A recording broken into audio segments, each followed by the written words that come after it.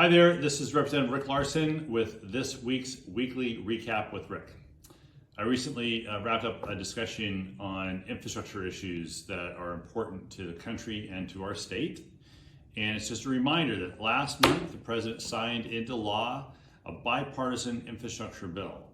This law makes bold, long-term investments in our state's transportation priorities, including in bridge safety, and investment in roads and highways, a major investment in transit, and in our state's ferry system, the largest ferry system in the country, as well as the first major investment in broadband deployment that we've seen in a long time. All these investments to create well-paying jobs and to help with the economic recovery moving forward in our state. So just to run through some of these things, there's $2.34 billion for low or zero emission transit in this bill based on my Green Buses Act. There's about $1 billion to improve habitat connectivity to help Washington State replace 400 plus fish barrier culverts. And that's very important for our environment to open up these fish passages, to open up upstream creeks and rivers for salmon. There's a $250 million investment to help state and local governments purchase electric or otherwise low emission ferries and construct the related infrastructure. And that was based on my provision, the Green Ferries Act. There's a bipartisan provision to promote opportunities and boost diversity in the U.S. transportation industry. We need to do a better job of communicating to everybody about the opportunities people have to get a good paying, long-term job in transportation.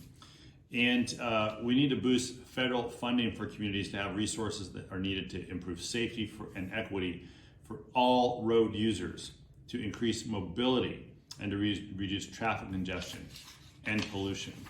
Ultimately, we need a cleaner and greener transportation system in this country.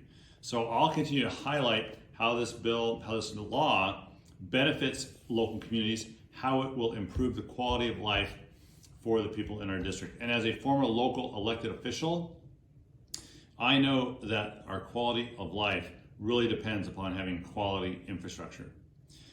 This week as well, I introduced a bipartisan bill with Garrett Graves from Louisiana and Dina Titus from Nevada to help communities and other eligible entities develop comprehensive plans for the deployment of something called advanced air mobility. Think about the Jetsons. It's getting to be a reality. So this bill will be the first steps to help communities think about the planning for the infrastructure to support AAM. And finally, this week, more than 76,000 working families in the 2nd District began receiving a 6th child tax credit payment. The Senate must pass the Build Back Better Act to extend this vital tax credit for families. So that is this week's recap with Rick. I'll be home in the district next week, and I look forward to seeing you there a few days before Christmas. Talk to you later.